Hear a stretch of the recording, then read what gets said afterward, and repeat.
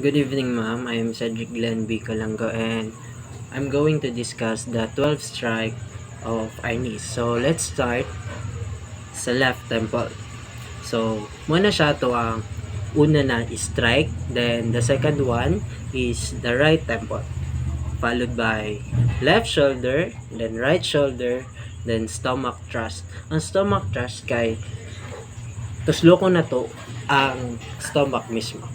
Then, the next one is left chest, right chest, followed by right knee, tapos left knee, and then left eye, which is, igo na to itong eye, tusuko ng eye sa opponent. Then, the opposite one is right eye, and to complete the 12 sa Arnis, which is ang crown or head.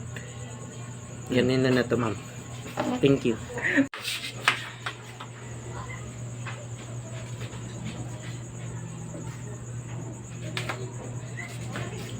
Left temple, right temple, left shoulder, right shoulder, stomach thrust, left chest, right knee, left eye, right eye, ground. Goods!